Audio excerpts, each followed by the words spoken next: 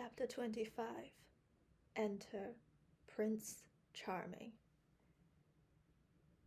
I'm contrasting the quaints of indoors and out, said Anne, looking from the window of Patty's Place to the distant pines of the park. I've an afternoon to spend in sleep doing nothing, Aunt Jimsy. Shall I spend it here, where there's a cozy fire, a plate full of delicious russets, free purring and harmonious cats, and 2 impeccable china dogs of green noses? Or shall I go to the park, where there's the lure of grey woods and of grey water lapping on the harbour rocks? If I was as young as you, I'd decide in favour of the park, said Aunt Jamesina, tickling Joseph's yellow ear with a knitting needle. I thought that you claimed to be as young as any of us, Auntie, teased Anne. Yes, in my soul, but I'll admit my legs aren't as young as yours. You go and get some fresh air, Anne. You look pale lately. I think I'll go to the park, said Anne restlessly. I don't feel like tame domestic joys today. I want to feel alone and free and wild. The park will be empty, for everyone will be at the football match. Why didn't you go to it? Nobody asked me, sir, she said. At least nobody but that horrid little Dan Ranger. I wouldn't go anywhere with him, but rather than hurt his poor little tender feelings, I said I wasn't going to the game at all. I don't mind. I'm not in the mood for football today somehow. You go and get some fresh air, repeated Aunt Jamesina. But take your umbrella, for I believe it's going to rain. I've rheumatism in my leg. Only old people should have rheumatism, Auntie. Anybody is liable to rheumatism in her legs, Anne. It's only old people who should have rheumatism in their souls, though. Thank goodness I never have. When you get rheumatism in your soul, you might as well go and pick out your coffin. It was November, the month of crimson sunsets, parting birds, deep, sad hymns of the sea, passionate wind songs in the pines. Anne roamed through the pineland alleys in the park, and as she said, let that great sleeping wind blow the fogs out of her soul. Anne was not wont to be troubled with soul fog, but somehow since her return to Redmond for the 3rd year, life had not mirrored her spirit back to her with its old, perfect, sparkling queerness. Outwardly, existence at Patty's Place was the same pleasant round of work and study and recreation that it had always been. On Friday evenings, the big fire-lighted living room was crowded by callers and echoed to endless jest and laughter, while Aunt Jamesina smiled beamingly on them all. The Jonas of Phil's letter came often, running up from St. Columbia on the early train and departing on the late. He was a general favorite at Patty's Place, though Aunt Jamesina shook her head and opined that divinity students were not what they used to be. He's very nice, my dear, she told Phil, but ministers ought to be graver and more dignified. Can't a man laugh and be a Christian still? Demanded Phil. Oh, men. Yes, but I was speaking of ministers, my dear, said Aunt Jamesina rebukingly. And you shouldn't flirt so with Mr. Blake, you really shouldn't. I'm not flirting with him, protested Phil.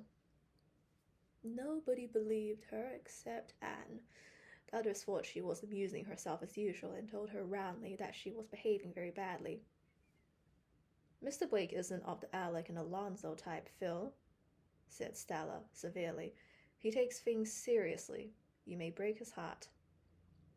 Do you really think I could? asked Phil. I love to think so. Philippa Gordon, I never thought you were utterly unfeeling. The idea of you saying you'd love to break a man's heart. I didn't say so, honey. Quote me correctly. I said I'd like to think I could break it. I would like to know I had the power to do it. I don't understand you, Phil. You are leading that man on deliberately, and you know you don't mean anything by it. I mean to make him ask me to marry him if I can, said Phil calmly. I give you up, said Stella hopelessly.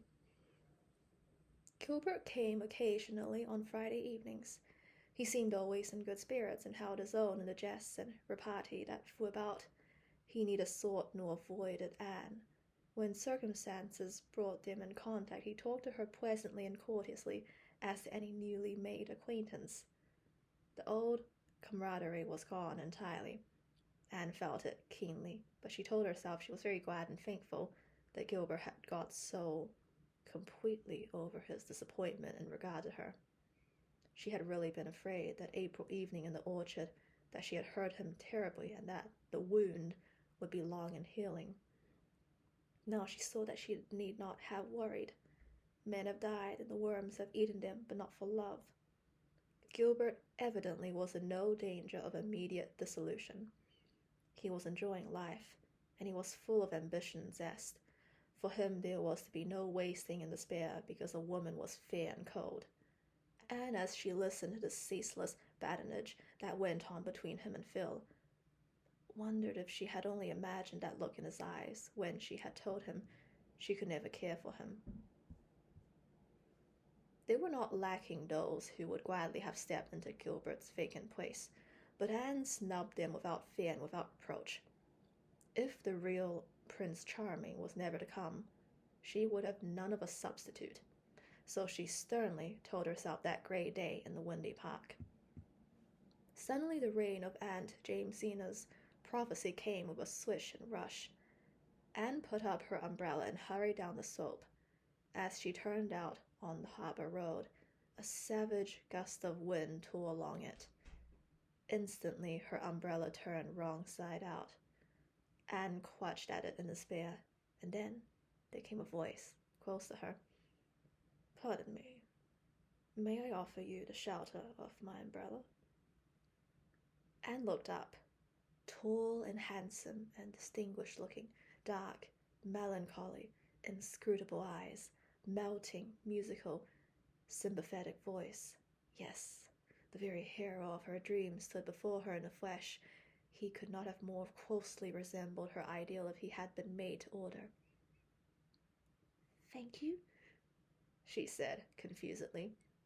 We better hurry over to that little pavilion on the point, suggested the unknown. We can wait there till this shower is over. It is not likely to rain so heavily very long. The words were very commonplace, but oh, the tone and the smile which accompanied them. Anne felt her heart beating strangely. Together they scurried to the pavilion and sat breathlessly down under its friendly roof. Anne laughingly held up her false umbrella. It is when my umbrella turns inside out that I am convinced of the total depravity of inanimate things, she said gaily. The raindrops sparkled on her shining hair. Its loosened rings curled around her neck and forehead. Her cheeks were flushed, her eyes big and starry. Her companion looked down at her admiringly. She felt herself blushing under his gaze. Who could he be?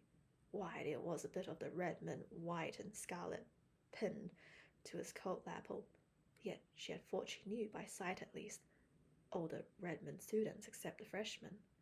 And this courtly youth surely was no freshman.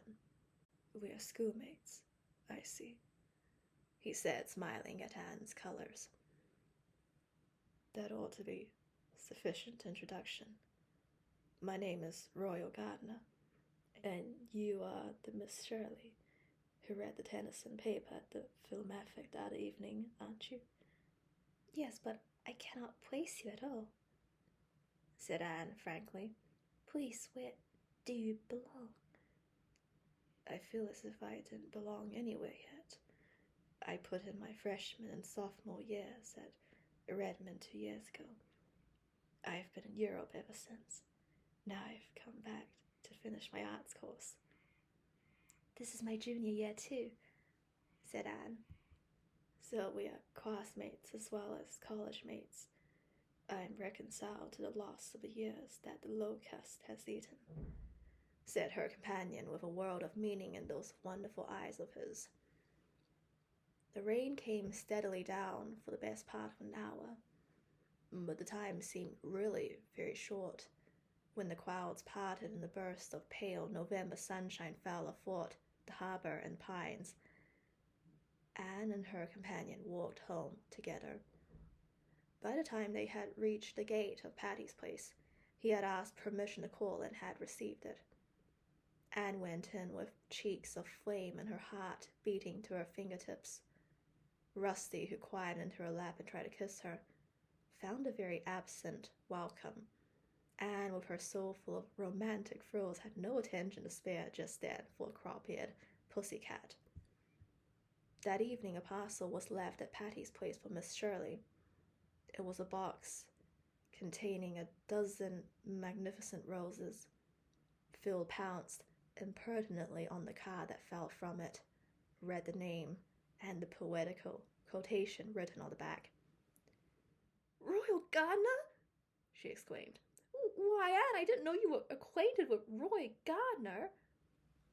"I met him in the park this afternoon in the rain," explained Anne hurriedly.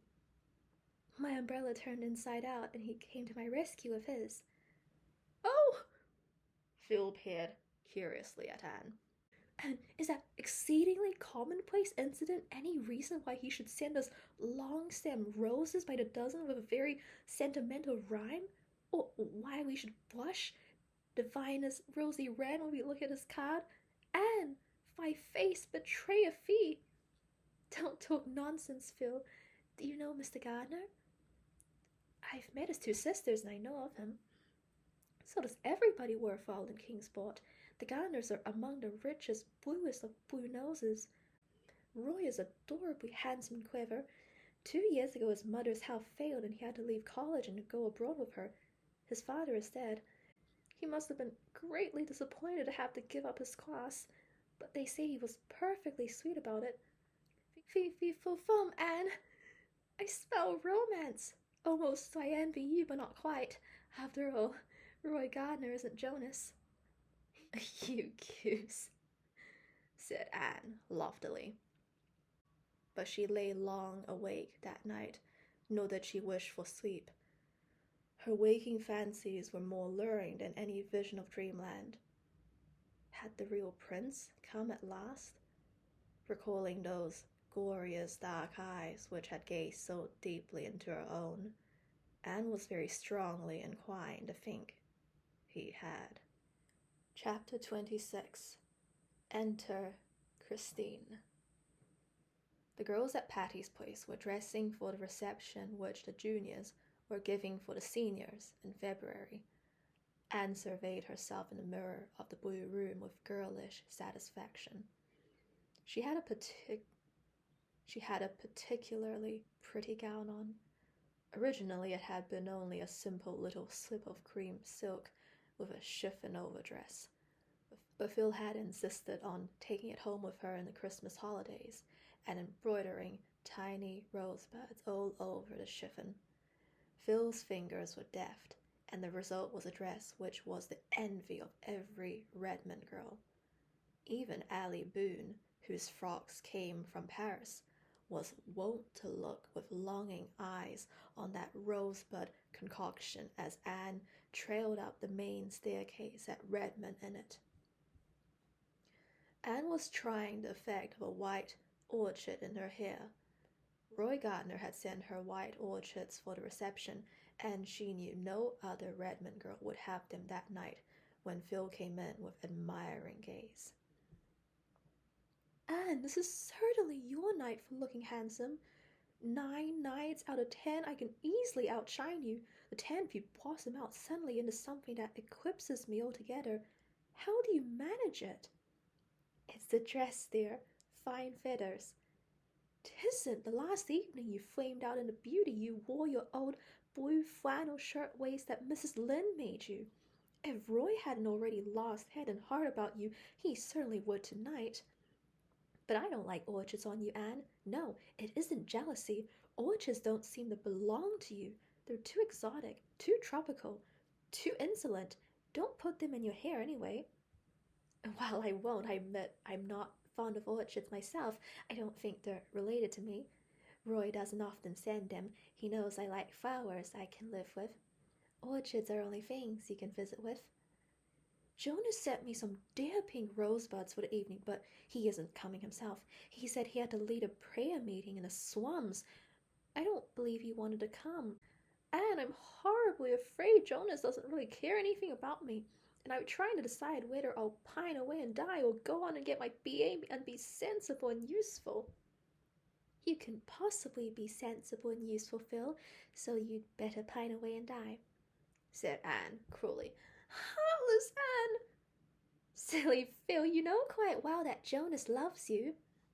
But he won't tell me so, and I can't make him. He looks it, I'll admit, but speak to me only with fine eyes isn't a really reliable reason for embroidering dollies and hem-stitching tablecloths. I don't want to begin such work until I'm really engaged. It would be tempting fate. Mr. Blake is afraid to ask you to marry him, Phil. He is poor and can't offer you a home such as you've always had. You know that is the only reason he hasn't spoken long ago. I suppose so, agreed Phil dolefully. Well, brightening up, if he won't ask me to marry him, I'll ask him, that's all. So it's bound to come, right? I won't worry. By the way, Gilbert Blythe is going about constantly with Christine Stewart. Did you know? Anne was trying to fasten a little gold chain about her throat. She suddenly found the clasp difficult to manage. What was the matter with it? Or with her fingers? No, she said carelessly. Who is Christine Stewart? Ronald Stewart's sister. She's in Kingsport this winter studying music. I haven't seen her, but they say she's very pretty, and that Gilbert is quite crazy about her. How angry I was when you refused Gilbert, Anne. But Roy Gardner was foreordained for you. I can see that now. You were right, after all. Anne did not blush, as she usually did when the girls assumed that her eventual marriage to Roy Gardner was a settled thing. All at once she felt rather dull. Phil's chatter seemed trivial, and the reception a bore. She boxed poor Rusty's ears. Get off that cushion instantly, you cat, you! Why don't you stay down where you belong? Anne picked up her orchids and went downstairs, where Aunt Jamesina was presiding over a row of coats hung before the fire to warm. Roy Gardner was waiting for Anne and teasing the Sarah cat while he waited. The Sarah cat did not approve of him. She always turned her back on him. But everybody else at Patty's Place liked him very much. Aunt Jamesina, carried away by his unfailing and deferential courtesy and the pleading tones of his delightful voice, declared he was the nicest young man she ever knew, and that Anne was a very fortunate girl. Such remarks made Anne restive. Roy's wooing had certainly been as romantic as girlish heart could desire, but she wished Aunt Jamesina and the girls would not take things so for granted. When Roy murmured a poetical compliment as he helped her on with her coat, she did not blush and frill as usual, and he found her rather silent in their brief walk to Redmond. He thought she looked a little pale when she came out of the co-ed's dressing room, but as they entered the reception room, her color and sparkle suddenly returned to her. She turned to Roy with her gayest expression. He smiled back at her with what Phil called his deep, black, velvety smile. Yet she really did not see Roy at all. She was acutely conscious that Gilbert was standing under the palms just across the room, talking to a girl who must be Christine Stewart. She was very handsome in the stately style, destined to become rather massive in middle life. A tall girl with large, dark blue eyes, ivory outlines, and the gloss of darkness on her smooth hair. She looks just as I've always wanted to look, thought Anne miserably. Rose leaf complexion. rose leaf complexion, starry violet eyes, raven hair. Yes, she has them all. It's a wonder her name isn't Cordelia Fitzgerald into the bargain, but I don't believe her figure is as good as mine, and her nose certainly isn't. Anne felt a little comforted by this conclusion.